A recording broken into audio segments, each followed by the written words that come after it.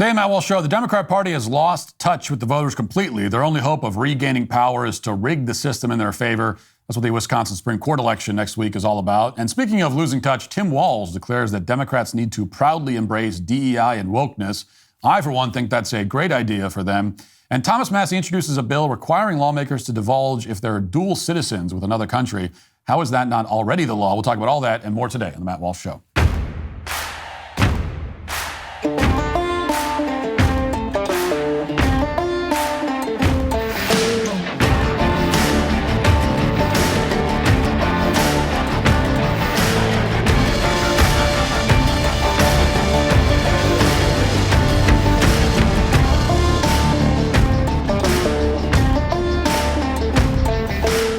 You know what's interesting about the current state of health and wellness? Everyone's chasing the latest trend, the newest fad, the most exotic supplement, but sometimes the most powerful solutions are the most fundamental ones, and that's why I want to tell you about Armra Colostrum. Colostrum isn't some laboratory creation. It's literally the first food nature provides to every mammal at birth. We're talking about nature's original superfood packed with over 400 bioactive nutrients that your body instinctively knows how to use. And Armra has perfected a way to deliver this incredible substance in its purest form. The secret is in their proprietary cold-chain biopotent pasteurization technology. While other supplements lose their potency through processing, Armra's method preserves these vital nutrients exactly as nature intended. Plus, they source everything from grass-fed cows and American family farms, supporting our agricultural communities while delivering a premium product.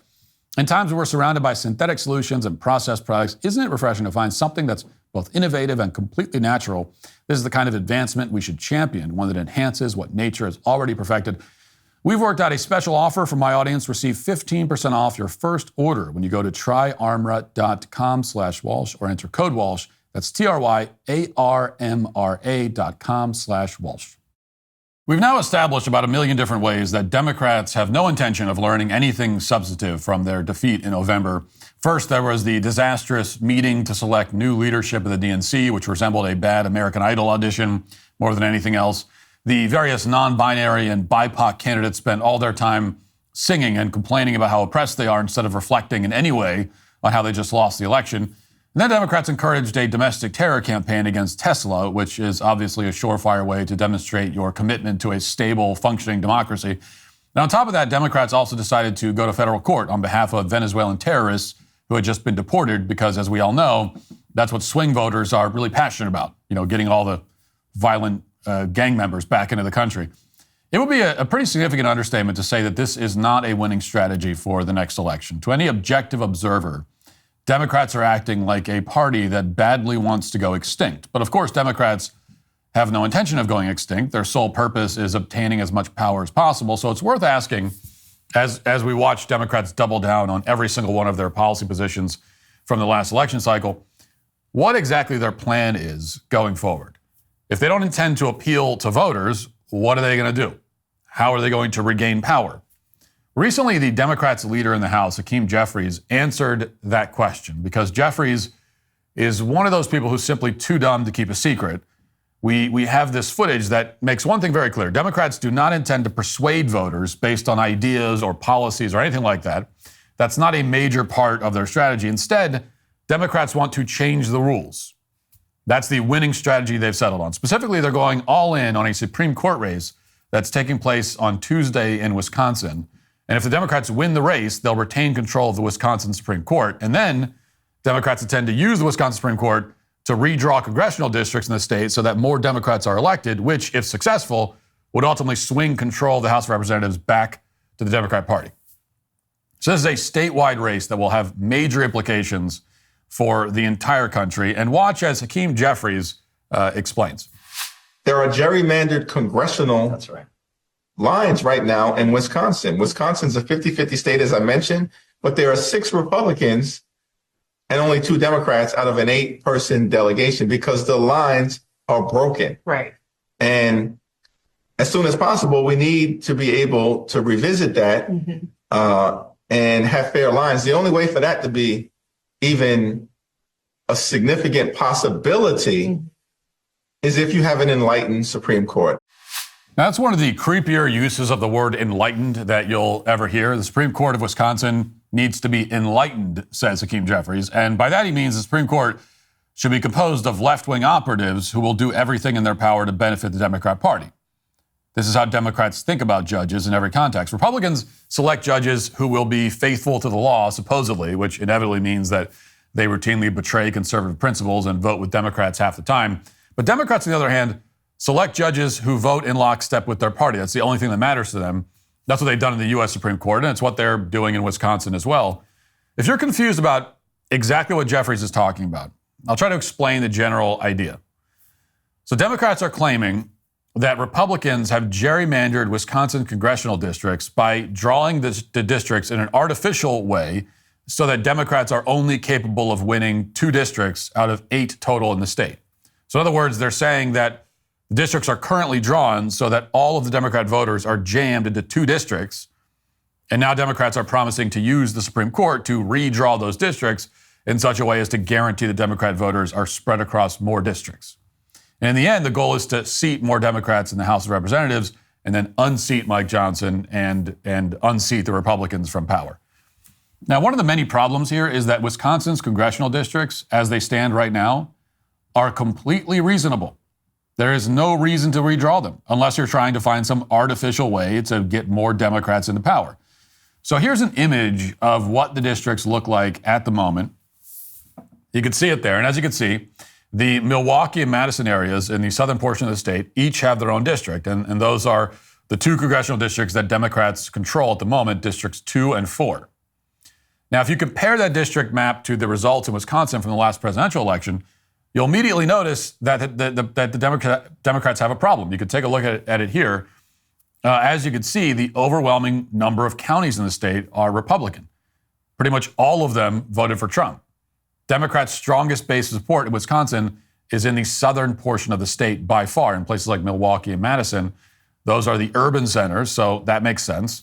And this is why Republicans have control of 6 out of the 8 districts in Wisconsin, even though Donald Trump defeated Kamala Harris in Wisconsin by less than 1%. The Democrat voters happen to be extremely concentrated in those 2 places, and each of these 2 places is represented by a distinct congressional district, which again, all of that makes sense. That's how it's supposed to work. In order to accomplish the result that Democrats like Hakeem Jeffries want, which is something like a 50-50 split in the congressional districts, you need to start carving up districts 2 and 4. There's just no other way to do it, given that the rest of the state is reliably conservative. That's what Democrats will have the Wisconsin Supreme Court do if they win the election on Tuesday. Milwaukee and Madison would be divided in various ad hoc, arbitrary ways for the just for the purpose of creating more districts for Democrats to win. But this is not how congressional districts are supposed to work. Congressional districts aren't supposed to be drawn so that they produce the same results as statewide elections. They're supposed to be drawn to give a voice to the specific needs of various districts, including rural areas which don't have a lot in common with cities like Milwaukee. Now, it's a similar reason why we have the Electoral College, which of course Democrats are also trying to abolish. We want congressional districts to reflect the unique nature of a particular area. That's the whole point of them. But for many years now, Democrats in Wisconsin have attempted to use redistricting for a very different purpose, and they've been having a lot of success. In late 2023, Democrats in Wisconsin installed a judge on the state Supreme Court who had openly campaigned on the platform of redrawing the state's electoral maps for state and local elections. This is apparently the kind of thing that judges do in Wisconsin. They tell voters how they'll decide cases once they become a judge. And that judge won, and indeed, the maps for state-level elections were ultimately redrawn. And the results were immediate. In the November election, which again, Donald Trump won in Wisconsin, Democrats flipped 14 state Senate and Assembly seats in Wisconsin. Yes, in an election where the Republican candidate for president was victorious in the statewide vote in Wisconsin, Republicans nevertheless suffered major losses in the state government. And without any irony whatsoever, Democrats celebrated this outcome as a major victory for democracy. And now that they've rigged the statewide districts, Democrats are taking aim at Wisconsin's federal congressional districts so that they can retake the House and obstruct Donald Trump in Congress. And it's not just Hakeem Jeffries who's admitting this. I watched a little bit of the debate between Brad Schimmel, the Republican candidate for this Supreme Court seat, and Susan Crawford, who's the Democrat candidate. And it turns out that Crawford received an email invitation for an event about how she can help Democrats gained 2 seats in the House of Representatives. And then she attended the event via Zoom. And watch how she tried to explain this. Judge Crawford, you were recently on a call with Democratic donors who have given to your campaign. The meeting was billed as a chance to put 2 more House seats in play for 2026. No matter how long you were on that call, how was that appropriate? Well, I don't think that the email that was sent out was an appropriate way to announce a judicial candidate, to be frank. I appeared in a short Zoom appearance with that group. No mention was made of the congressional maps while I was in the meeting. I don't know what they discussed for the rest of it, but certainly no mention was made of the congressional maps while I was in the meeting. You still chose to join that meeting. Right. I also did not see that email or the way it was being billed before I participated. I only found out about that after the fact. I'm going to note this. We have to take my opponent's word for it about what happened on that phone call because we've never had any evidence of just what happened except the email that went out. And it's hard for me to accept that she didn't see the email invitation that was inviting them to come on this call with her and find out how you can get her on the Wisconsin Supreme Court and they can turn 2 Republican congressional seats into Democrat congressional seats. So this is the level of corruption and shamelessness that Democrats are bringing to this race. Their candidate for the Wisconsin Supreme Court gets caught attending a planning session for how she's going to use her position as a supposedly nonpartisan judge who follows the law to help Democrats in the House. That's what this event was about. And then she lies about it during a televised debate, and somehow she's still ahead in the polls. And I watched some more of this debate, and she rattles off the usual lies about abortion and how important it is for women to be able to murder their children for any reason. Then she lies about heartbeat bills and so on. She is, in every respect, an atrocious candidate and very dishonest. She's acting exactly like a generic Democrat partisan operative because that's exactly what she is. Republicans simply should not lose this race. But at the moment, roughly 95% of Kamala Harris voters are backing Crawford, while only around 87% of Trump voters are supporting Schimmel.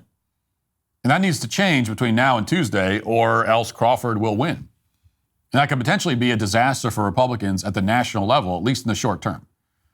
Now, at the same time, because it's Friday, it's worth ending on a note of optimism here. Regardless of what happens in Wisconsin, it looks like Democrats' representation in the House of Representatives is going to decline significantly by 2030 when the next census kicks in. And that's because, as this map demonstrates, you can see on the screen here, people are leaving states like California, New York, Illinois, and they're flooding into states like Texas and Florida. Democrats have forced millions of people to leave the states that they've mismanaged, and that affects representation in the House, which is based on population, whether those residents are legal or illegal. And on balance, that likely means that Republicans will pick up around 12 seats in the House by 2030, which is more than 3 times the size of the GOP's current majority. And because the Trump administration is sharply cutting down on the number of illegal aliens in this country, it's going to be difficult for Democrats to compensate by flooding the zone with foreign nationals, which is their usual strategy. So in other words, the broader indicators for conservatives are very strong right now.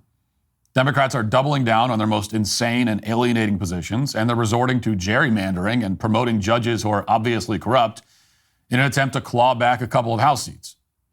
But whether Democrats win those seats or not, the fact remains that Democrats' constituency is shrinking by the day. That's also why they lost the popular vote in the last election, to their great shock and horror. No matter how much lawfare these people engage in, it remains true that in this country, voters, not judges, have the power. What we're seeing is that Democrats, both in Wisconsin and in Washington, apparently believe otherwise. They think judges get to run the executive branch, just like they think judges get to award Democrats another 2 seats in the House of Representatives. But on Tuesday, with the entire country watching, voters in the state of Wisconsin have an opportunity to prove them wrong. And for the sake of the rule of law in this country and for the Republicans' control of the House, let's hope they do so. Now let's get to our 5 headlines.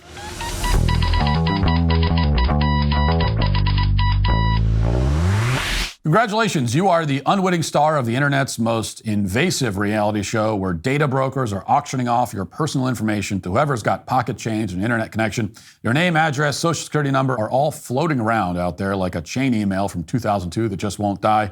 Luckily, Delete Me makes it easy, quick, and safe to remove your personal data online at a time when surveillance and data breaches are common enough to make everybody vulnerable. For anybody with an active online presence, privacy should be really important. You may need to be visible for work, but that doesn't mean that your home address and phone number should be available to anyone who searches for you. That's why I'm so glad Delete Me exists. My producer, McKenna, signed up for an account, and knowing Delete Me is there to monitor her personal data when needed is such a great asset for her. They can really give you the peace of mind you need in today's digital world. Delete Me values your privacy and ensures its protection.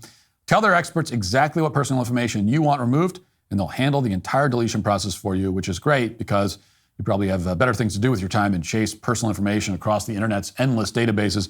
Take control of your data and keep your private life private by signing up for Delete Me. Now at a special discount for our listeners today, get 20% off your Delete Me plan by texting Walsh to 64,000. Only way to get 20% off is to text Walsh to 64,000. That's Walsh to 64,000. Message and data rates may apply. So speaking of Democrats not learning any lessons, Tim Walz has been on tour, I guess. I don't know what he's doing exactly. Well, I know what he's doing. He thinks he's running for president in 2028, which I very much hope he does, especially given this video and his political insights. So listen to what he said here, and also watch the visuals. If you're watching the video podcast, the visuals are important because look at the audience that he's speaking to. Here it is. That our strength is our diversity. We've been talking about this for years as a country of immigrants, and we let them define the issue on immigration. We let them define the issue on DEI, and we let them define what woke is. We got ourselves in this mess because we weren't bold enough to stand up and say, you damn right we're proud of these policies. We're going to put them in, and we're going to execute them. Now, before we get into what he actually said, as I said, note the audience. You look at that audience, and it looks downright geriatric. I mean, I see maybe 2 people in the crowd who appear to be under the age of 45, potentially. I don't see anybody that looks like they're under the age of 30. Most are over the age of 60. And I know you might say, well, yeah, who else is going to go to a Tim Walz? It's a non-election year. Tim Walz is having some sort of rally for unclear reasons. Who the hell would go to that? Well, yes, exactly. That's exactly the problem. And Tim Walz he's one of the Democrats' big stars, and he's not a star at all. But if you were to, ask yourself, who are the Democrat Party's biggest stars right now, right? The people that have the most name recognition, the most, the largest base of support. Who's on that list? Tim Walz has to make the list. Just by attrition, he has to make the list because by default, he's on the list. He's on the list of like the top 5 or 10 right, biggest stars in the Democrat Party, which again shows you the problem they're having. And something very significant has shifted here. And I don't think it even shows up in the polls and surveys to the full extent.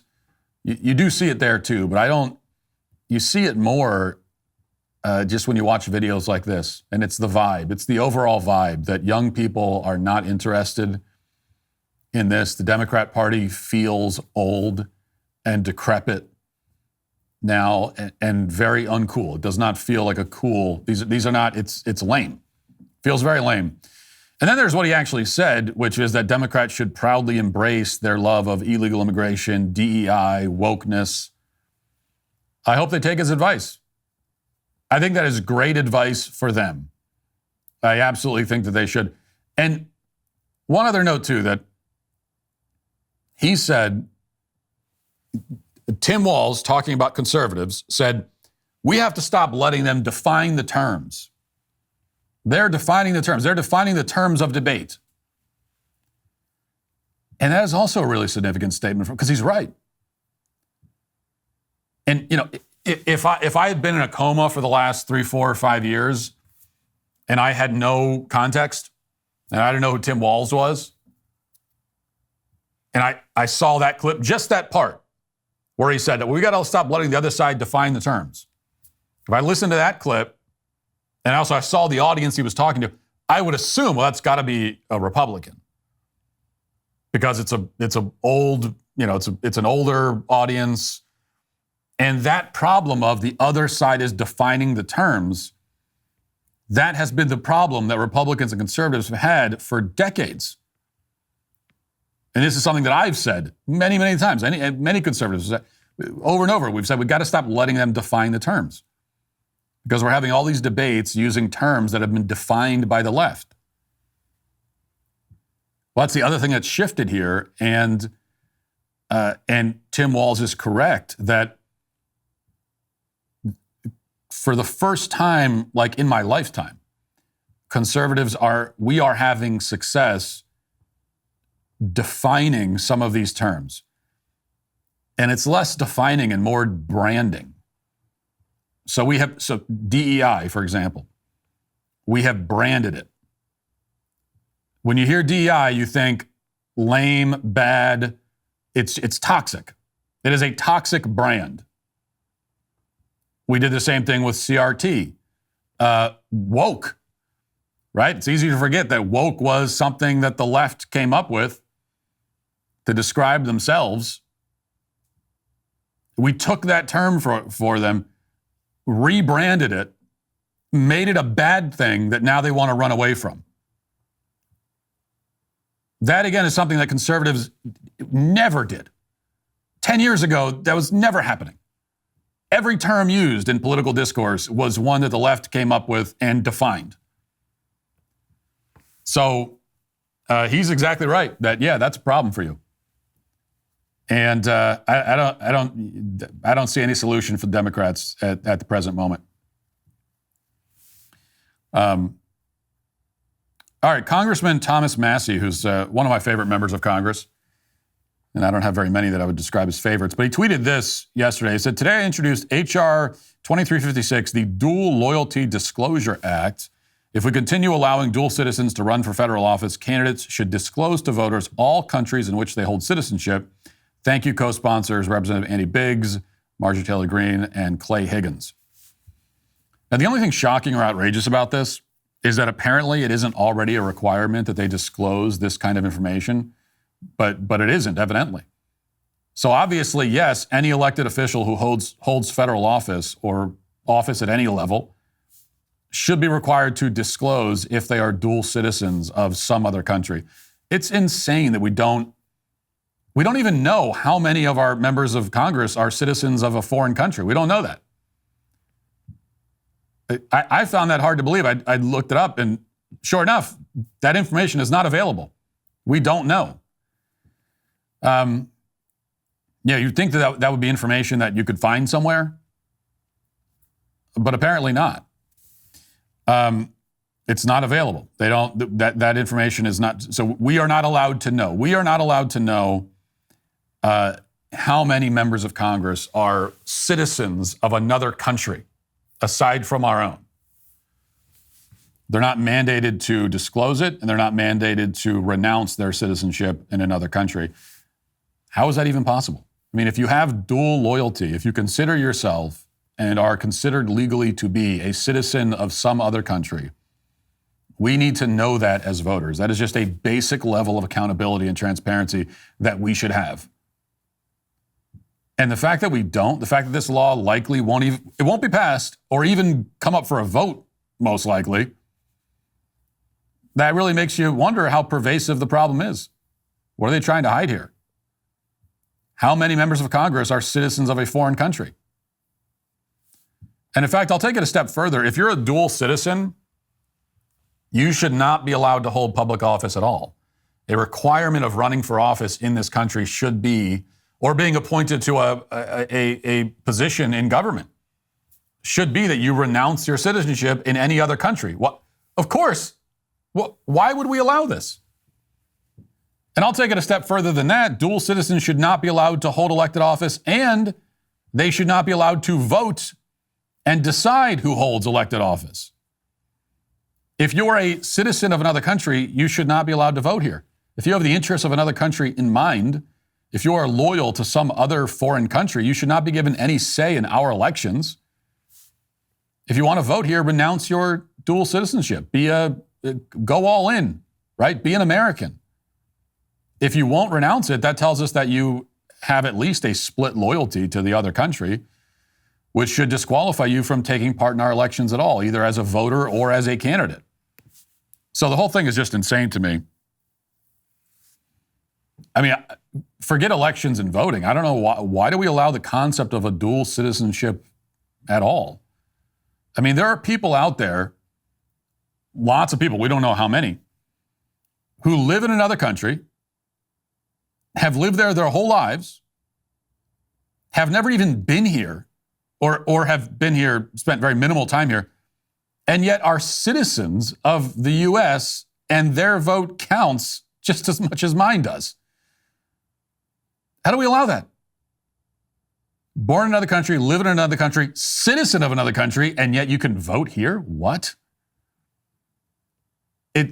It truly is. It's baffling. I can't even conceive of what the argument for it would be. I understand why for a dual citizen it's a nice little perk. As I understand the dual citizens argument is like, yeah, but it's cool to be a citizen of two different countries. Okay, but how does it help? How does it help America? How does it help our country? How is our country stronger by allowing anyone to have a dual loyalty, much less an elected representative? It's just crazy. Should not be allowed. It's crazy. So let's move to this. Democrat Pennsylvania State Senator Lindsey Williams delivered some remarks ahead of a vote on the Save Women's Sports Act in Pennsylvania. And this is kind of along the lines of Tim Walz yet again. So yet again, we have Democrats not learning anything. She's opposed to the bill to save women's sports, of course. And here's the argument that she presented. Female bodies are just as strong, as fast and capable as male bodies. For what reason, other than political gain, are we spending time and taxpayer dollars on a completely made-up issue? There are 8 million high school athletes across the country, and maybe 160 of them are trans. This is the 5th time we are voting on this bill that targets less than 0.002% of high school athletes. I was a 3-sport athlete in high school. Participating in sports gave me the confidence, time management skills, and ability to work collaboratively that led me to run for office. Absolutely nothing about having a trans teammate or competitor would have taken those things away from me. Female bodies are just as strong, fast, and capable as male bodies, she says. Now, it's just not possible to have a conversation at all once the other side is reduced to saying stuff like this. If they're willing to just come out and make a demonstrably false claim that contradicts everything we know about biology and human anatomy, then the conversation's over. There's nowhere to take it from there. We can't talk about anything at that point. Because, when you have a debate with somebody, you assume at the outset as a basic parameter for the debate that the other party is essentially sane, reasonable, has a fundamental grasp on reality, has a certain minimal level of self-respect. These are the kinds of boundaries that keep the debate coherent and which make it possible for one party or the other to win the debate. People always say, you can't win a debate. No one can, it's pointless to debate. You can't win. Well, you can win a debate. It's quite possible. If we're both sane, reasonable people living in reality, then I can win the debate by showing you that your position leads to absurdity. If I can say to you, well, yeah, but what you're claiming, if that's true, then it would mean that XYZ is also true. And XYZ we both know is absurd, so therefore your argument is wrong. Or I could say, hey, but if that's true, if that's what you want to do, well, that would lead logically to this result. And we obviously don't want that result to happen. So that, these are the kinds of, this is the kind of logical process you can take someone through to show them that their argument is wrong. But what happens when you're debating someone who has or pretends to have no grasp on reality at all and who does not hesitate to make even the wildest claims that contradict everything we know about human existence? What happens when they have no shame and will say things that they know are outrageously untrue? Well, then you've already won the debate. It's not that you can't win. You've won it. Right? Once the other side says, oh, female and male bodies are exactly the same. Male bodies are not any stronger or faster than female bodies. Once the other side says that, well, okay, debate's up. We won. We won the argument. You have just been reduced to making a claim that every person who's ever lived on the planet knows is not true. Literally all of the evidence is on our side. All of it. You have not a shred of evidence on your side. So you're contradicting all of the evidence, all of human experience, everything that we all know is true, you're contradicting. Once you do that, we've won. The debate's over. There's nothing else. It can't go anywhere else. That's the end of the race, right? We've reached the conclusion. So, and that's where we are. I mean, we've been there, of course, on this issue the entire time. And this is what the Democrat Party has reduced itself to. They don't have to. They don't have to do this. They could just stop. You don't have to do this. You don't have to sit there. This woman, whatever her name was, I forget, Lindsey Williams, you don't have to embarrass yourself like this. You know that's not true. You know that makes no sense. You know that you're defeating your own argument. You say, well, male bodies and women bodies are the same. The men are not any stronger. And then you talk about your experience being a female athlete. Well, by your logic, then we shouldn't even have women's sports or men's sports. Why do we have that in that case? If men are no stronger than women, why do we have the distinction? Right? Why do you have every high school, you got a girls basketball team and a boys basketball team? Why do that? Just have a basketball team. Right? You said that men and women are equal, that males are not any stronger than females. So why don't we just get rid of the distinction entirely and just have, right, that would solve the problem. Let's not even worry about boys sports, girls sports. Oh, well, no, we can't do that because you know that if we had that policy, that no girl would make it onto any basketball team at any level anywhere in the country. It would be the end of girls playing basketball in any organized league anywhere, at any age, at any level. Okay? And so, but you know that. So, which is why you still want there to be girl and boy sports while at the same time rejecting the whole basis for there being girls and boys sports.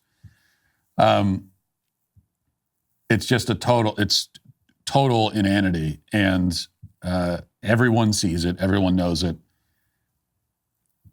And the Democrats, they could help themselves so much if they just dropped it. Just stop. Let the point, whatever percent of trans people in the country, they'll be upset about it.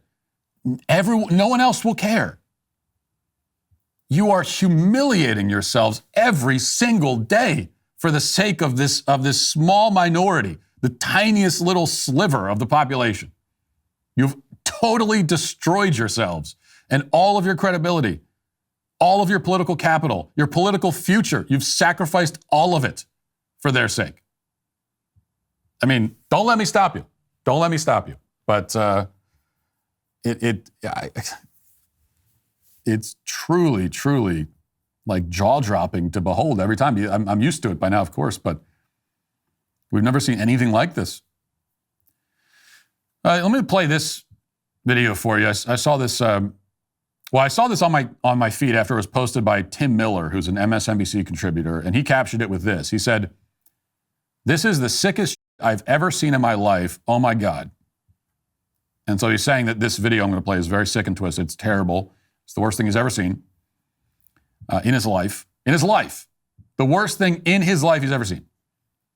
And we all know if you spend any time on X these days, if you spend any time on social media, there are a lot of terrible videos that are circulating all the time. So, and this is worse than any of that. Turns out the video is Kristi Noem, who's the DHS secretary, of course, at a prison in El Salvador, showing us where they house all the criminal gang member illegal aliens who come to the country. Let's watch that. Here at CCOT today and visiting this facility. And first of all, I want to thank El Salvador and their president for their partnership with the United States of America to bring our terrorists here and to incarcerate them and have consequences for the violence that they have perpetuated in our communities. I also want everybody to know, if you come to our country illegally, this is one of the consequences you could face.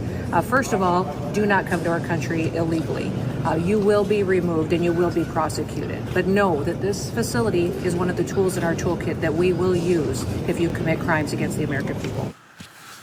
It's impressive that they got the prisoners to behave like that. I mean, they're just standing there. They told them to stand basically at attention quietly so they could be paraded in front of the camera and shamed, and they did so. So it kind of shows you, I mean, these are not the most cooperative people normally. So one can only imagine what kinds of methods they're using down there in El Salvador to get these prisoners to behave.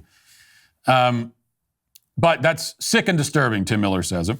Imagine seeing gang members, murderers, and rapists in prison and saying, that's sick, but you aren't referring to the fact that they are gang members, murderers, and rapists. You're referring to the fact that they're in prison.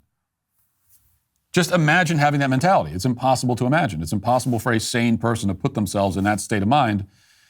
But as a sane person myself, I think it's great.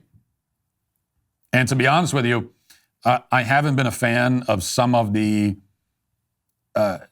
stunts from Kristi Noem since she's been defense, the DHS secretary. You know, she's always out, right, wearing, you know, wearing the uniform as if she's about to go personally knock on doors. We see these when she first took the position. She'd be doing these videos where she's she's got all the gear on. And she said they're going to do some immigration raid or whatever. But she's still got the makeup and the hair all perfectly done. And I think some of that is quite silly. This is not. This is what she should be doing. She doesn't need to be on the scene for a raid of illegal immigrant gang members. We know that she's not actually going to be going out beating up the bad guys. You don't need to pretend that you are. We know that.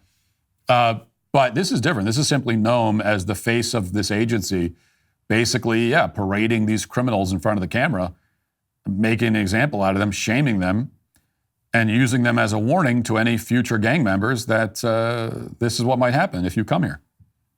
And I think that's great. That's exactly what we should be doing. All right, let's get to the comment section. If you're a man, it's required that you grow a beard. Hey, we're the sweet baby gang. I want a raccoon so badly, but my husband's not giving in. You've now given me hope for my dream of an adorable raccoon in my future, so thank you, Matt. Why would you want a raccoon inside your house? What is it about a raccoon that makes you think it'd be a suitable roommate? What part of it do you find appealing? When you see a raccoon out in the wild, what part of you thinks, I want that in my house? Is it the part where he rips through the trash? The part where he has rabies? Are you a rabies fan? Big fan of rabies? This is what I don't get. You know, I am not anti-animal. I like animals. Actually, I am. I said before, I'm not an animal lover like my family. That's not even true. I do love animals in the same sense that I love, the ocean. I love the ocean. I like to go to the ocean. I think the ocean is beautiful. I don't want it in my house. You understand? Okay. I don't, if I lived near the ocean and suddenly the ocean ended up in my house, I would be upset. And then you might say, oh, but you're a hypocrite, Matt. You say you love the ocean, but you don't want it in your house? You hypocrite. No, I love it out there. I love it out there. I want it to, out there. It's great. I don't need it in my living room. Okay. And it's the same thing with animals. I'd like to go for hikes in the woods. I like to see the wildlife. I like going to the zoo. I'm a big zoo fan, in fact. Okay. I like the zoo more than my kids do. We take my kids to the zoo. It's more for me than it is for them. I really enjoy the polar bear exhibit at the zoo. I think it's a great exhibit. But I don't need that thing in my house. I like it behind the glass. It's swimming in the water. It's having a good time, right? It's playing with a beach ball. All that's fantastic. I don't need. That's as close as I need to be. And then I get to leave, and so I have access to the polar bear anytime I can just go to the zoo. Why would I want it in my house? Okay, that's how I feel with all animals. I like dogs. I actually like. I don't hate dogs. right? If a family member or a friend has a dog, you visit the house, you pet the dog. That's a lot. It's great. And then I get to leave. I don't need to bring the dog with. Like, you take care of all the stuff. You buy the food, you feed it, you take it out to poop. I'd rather you do all that. I don't need that part of it. So that's the way I look at it. Of course you thank your husband. Men are simple and need the 3 A's: acknowledgement, affection, and appreciation. That might explain why mine has stuck around for almost 40 years. Yeah, and women need the same, of course. I think that's generally acknowledged. You know, we talked yesterday about gratitude in a marriage, and in particular, the kind of emotional burden that men carry that is not talked about. And that's kind of the difference, because even if women don't always actually receive the 3 A's, as you say, everybody understands, at least in theory, that you should acknowledge and appreciate and be affectionate towards your wife, right? Like there's not, that's at least understood conceptually. But that need going the other direction, I think, is not acknowledged as much. Your point about men not even mentioning the catastrophes they're avoiding is worth dwelling on. Men are cautious about emoting their stress for fear of escalating it in their wives. It's a stabilizing instinct. Right, and it's a good thing, by the way. When I said that men are bearing all these burdens that they don't talk about, I generally think it's good, certainly a good instinct, to not talk about them, to not try to offload the burden onto their wives, which doesn't mean that you should never talk about the burdens or never share them. But my point is that women should know that men do this, that they carry these unseen burdens, and that they shoulder things for your sake, and they don't tell you. That's just something that you should know, even if you don't always know what the thing is. And we could. There's the kind of dramatic things that I mentioned. One example of this: you have a man at his job. Let's say he's worried he's going to get fired or laid off. You know, he's reading the tea leaves and all that kind of thing. But most men, when they come home from work, if they have this worry, you know, if this is the kind of this specter, this possibility of this bad thing happening in the future, they're not going to tell their wives that. And again, they probably shouldn't, because coming home and saying, yeah, I think this horrible thing might happen, but I don't know. I'm not sure. I just want to let you know that there's this horrible thing that might happen, just so you know. Most men are not inclined to offload the burden in that way. They're just going to carry it themselves, which again, they should. But so those are the dramatic examples that a lot of men have dealt with. But there are little things too. Little examples of this, like little things like, I don't know, maybe if you're the wife, you're in the car, he's driving, suddenly the weather is really bad, conditions are hazardous, and you as the woman are freaked out, and because you're a woman, you're probably verbalizing your concern, and you look at your husband and he's not saying anything, not showing any signs of concern, and you think maybe it's because he doesn't care or because he's not taking the situation seriously or whatever. No, what's actually happening is that in his head, he's just as freaked out as you are. And so when you're saying, oh no, we're going to get in an accident, everyone's going to die, he's thinking the same thing, but he's just not going to say it. He's not going to say that out loud because he wants to remain calm for your sake. So what you might interpret as a lack of concern and a lack of taking it seriously is actually him trying to be a calming presence for you. And there's a million, I mean, it's the same thing that happens if you hear a strange noise, right, in the middle of the night, and you wake your husband up and he says, I heard a noise. And you will say, as the woman, you'll probably say something like, oh, there might be somebody in the house, right? You'll verbalize that worry that you have. And he will probably say, it's fine, just wait here, I'll go check it out. He says it's fine, but in his head, he's definitely also thinking that there might be somebody in the house who's going to try to kill the whole family. Like, that is in his head. He's certainly thinking it. He's just not going to say that to you. But in his head, he's prepared to go fight this person to the death if they're in the house, which hopefully he's more prepared to do if he has a firearm. But anyway, so but I think because women are different from men. They don't. Right? Women have their own way of thinking and dealing with things. The mistake, well, there's two mistakes we talked about yesterday. Is there could be a lack of gratitude because you don't understand everything that your husband's doing exactly. But also, even worse than that, what is actually a very positive thing, where he is being strong for you, can, as I said, be interpreted sometimes by the woman as like the opposite, as he's not concerned. He's not taking this seriously. And so that's where some of the friction can come in. Let's see. I love the fact that Matt just got done saying that when you're getting paid to do a job, you have the responsibility to put aside your own opinions and do the job, then goes on to tell his listeners to not buy a candle that he's paid to advertise. That's hilarious. That's different, though. That's a candle that exists only to troll me. They made a candle called Waffles, named after the damned goat that my wife bought, and I don't think you should buy it. I object to its existence. Don't buy the Waffles candle. It's too expensive anyway, like it really is. So I'm dead serious. Don't buy it. It's at dailywire.com/shop if you want to buy it, but you shouldn't. And finally, a bunch of comments all on the same lines. Matt, that vest is really making you look like a farmer today. Enjoying the goats, are we? Matt, that vest, though, you're gonna fish right after the show, or what, bud? Is that a goat skin vest? Waffles, is that you? Cool vest, Matt. I remember my first fishing trip. Yeah, I knew this was gonna happen. So Wardrobe picked out some new outfits for the show. And this isn't new, but yesterday it was new. And so they're sprucing things up a bit, I guess, and adding a few new elements here and there. And I knew that if I wore anything but a simple flannel, if I wore anything but a Walmart flannel, I'm going to get ripped to shreds. And sure enough, that's exactly what happened. But you know what? I like the vest. Thought it was a nice vest. I think it's practical and fashionable. I think it's pretty snazzy. I think it looks nice. It's got a bunch of pockets. I can put different items in them. Any items that I might want to store, I got plenty of pockets for storing all my various items that I might pick up along the way. And so I think it's great. They showed me the vest a couple of days ago, and I said, that's a cool vest. I'll wear that.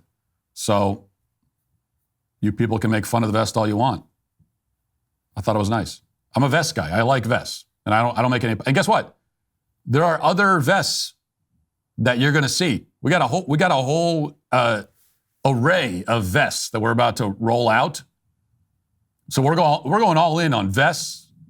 There's going to be jackets. There's a whole lineup. So they said that I'm going to start layering. There's going to be layers. And it's a big step. It's a major step forward in my fashion journey is with layering. And I'd appreciate a little bit of moral support instead of being relentlessly bullied. You jerks. But at the same time, I would have been disappointed if you didn't roast me for the vest. I would have actually been let down by that. So, I don't know. It worked out, I guess. America is on the comeback, but the fight for the truth is far from over. While the left tries desperately to keep its grip on media, education, and the courts, Daily Wire is leading the charge for free speech, fearless journalism, and the values that made our country great. Now's the time to join us. Stream my show ad-free and watch along with my producers in the chat. Plus, get exclusive content you won't find anywhere else. Access premium entertainment. Join a community of thinkers, not followers. Watch anytime, anywhere on desktop, mobile, and TV with the Daily Wire Plus app. Don't just watch the culture war happen around you. Be part of the movement. Subscribe now at dailywire.com/subscribe. Now let's get to our daily cancellation.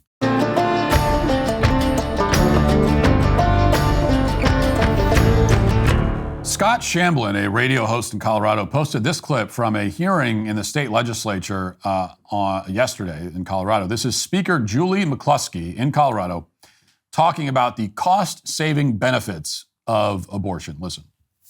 That savings comes from the averted births that will not occur because abortions happened instead. So a birth is more expensive than an abortion. So the savings comes in Medicaid births that will not occur. This bill will actually decrease costs for our healthcare policy and financing department, our Medicaid expenditures in both this year and out years, as the savings from averted births outweigh the cost of covering reproductive health care for all Coloradans. This bill requires all abortion services to be state funded. The bill requires an increase to general fund of $1.5 million to cover the cost for care. But again, a reminder that ultimately the state will see a cost savings. And ultimately, it is truly an honor to be here carrying this bill alongside Rep. Garcia, and I ask for your support of Senate Bill 183. Savings from averted births. A birth is more expensive than an abortion. This is her argument. We can save money by killing babies rather than allowing them to be born, or by, as she says, averting their births. This is an argument that you hear all the time. The left often talks about the cost-saving benefits of abortion. After Roe was overturned, there were a million articles like this one in the New Yorker. Headline, "Another likely effect of the Roe reversal, higher healthcare costs." Article goes on to explain that carrying a pregnancy to term and then delivering a living baby rather than killing the baby ahead of time requires more healthcare resources and is quote-unquote higher risk, which will make healthcare more expensive for everybody. PBS published an article around the same time lamenting how much money it would cost to birth and raise all of these extra kids. The article says, quote, "The out-of-pocket cost of giving birth with insurance is $2,854. Giving birth is only the first expense. Raising a child poses its own financial burden.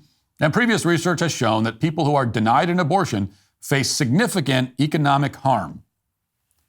The significant economic harm, to be clear, is that their children are alive rather than dead. So it's better to save money by killing the kids. This is the argument being made very explicitly.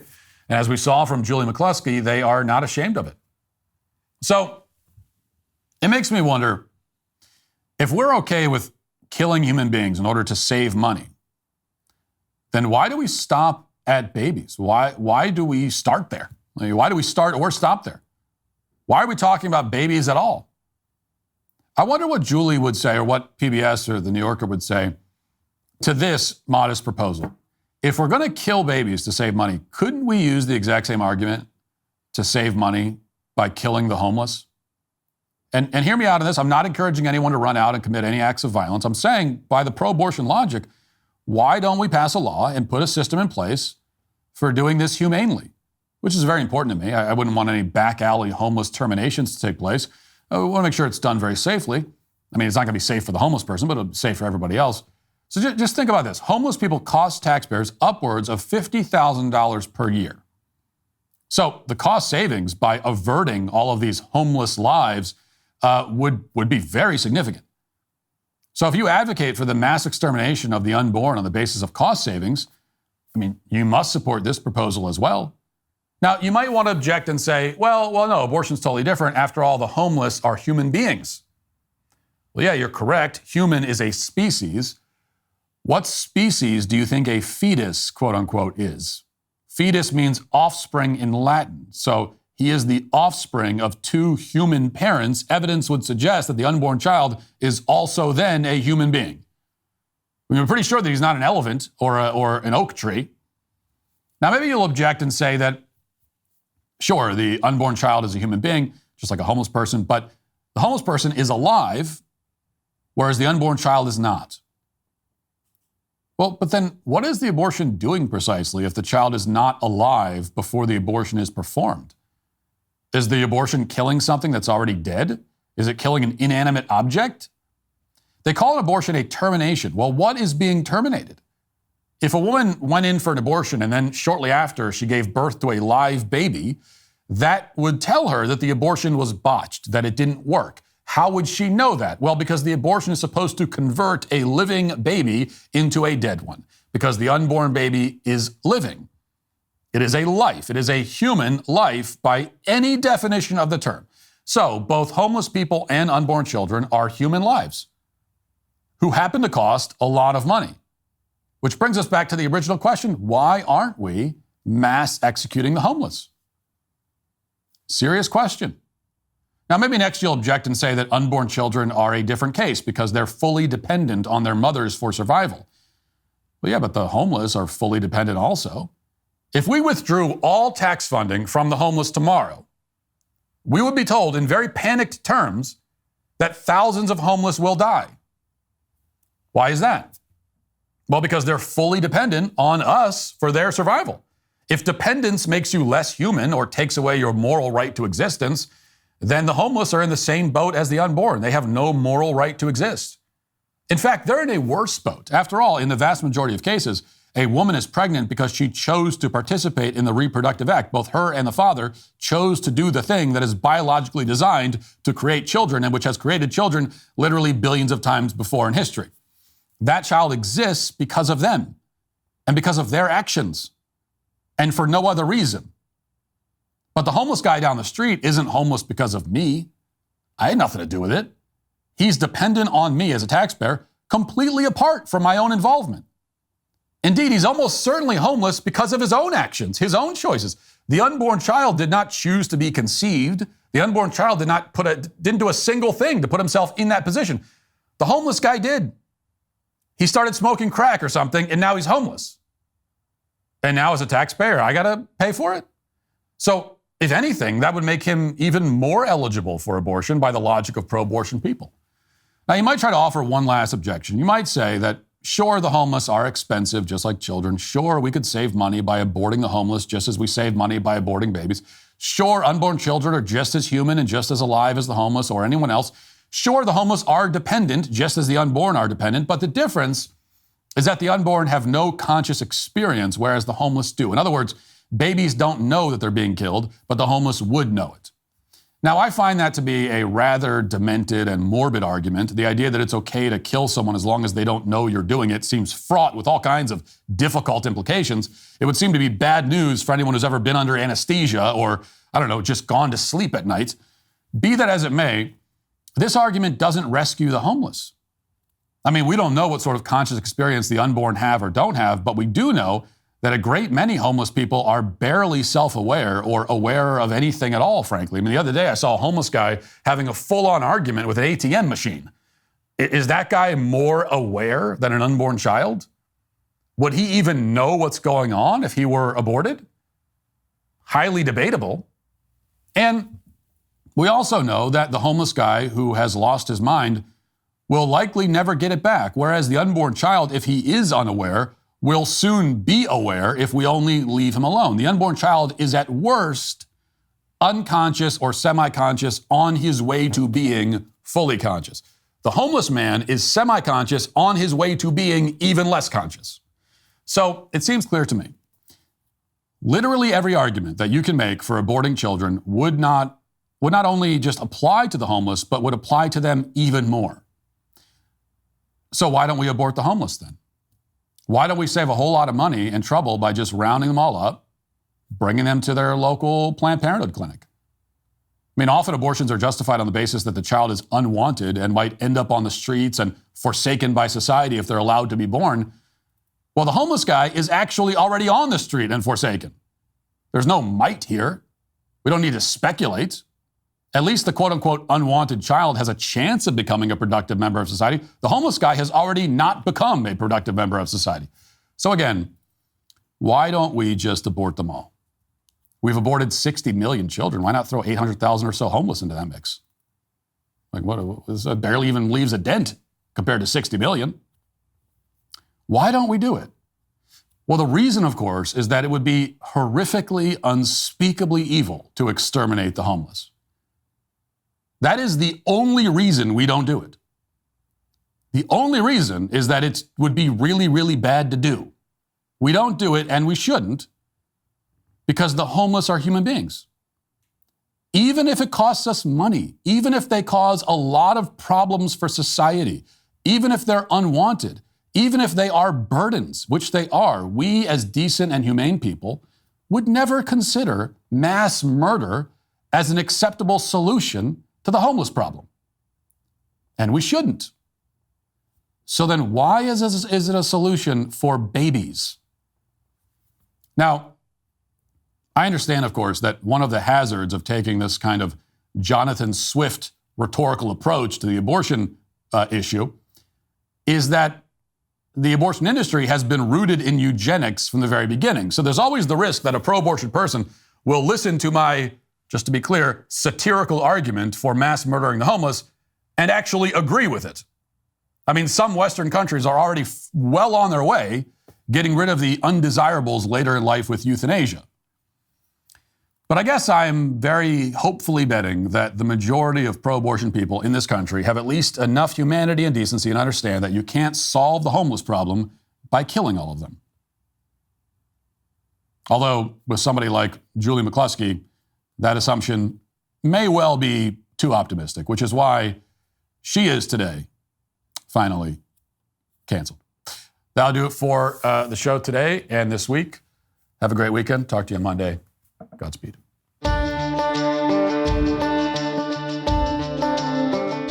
The executive producer of the Matt Walsh Show is Sean Hampton. Our associate producer is McKenna Michaelis. The show is directed by Mark Jones and Trey Miller. Our production manager is Austin Michaelis. The show is edited by Jeff Tomlin. Our lead audio engineer is Mike Coromina. Our audio engineer is Ryan Reese. Our hair and makeup artists are Cherokee Hart and Andrea Bauer. Our wardrobe stylists are Kristen Galarraga and Cameron Lasko. Our director of post-production is Matthew Kemp. Director of production operations is Pavel Vodosky. Our chief broadcast engineer is Jeff Govin. And our assistant broadcast engineer is Allegra Rohr. Our lighting director is Keith Duggan. Our playback operators are CJ Hickish and Finn Pope. Our show assistant is Holly Merritt. And our production assistant is Mike Moran. Executive in charge of production is David Wormus. Executive producer is Jeremy Boring. The Matt Walsh Show is a Daily Wire production. Copyright Daily Wire 2024. Hi, this is Andrew Klavan. If you like American flags and automatic weapons and shaking your fist at homosexuals while fighter jets fly over in formation, come to the Andrew Klavan Show. We don't have any of that, but we will be making fun of idiots and praising God and laughing our way through the fall of the Republic. It's like an insane asylum for happy people. That's the Andrew Klavan Show right here on Daily Wire Plus.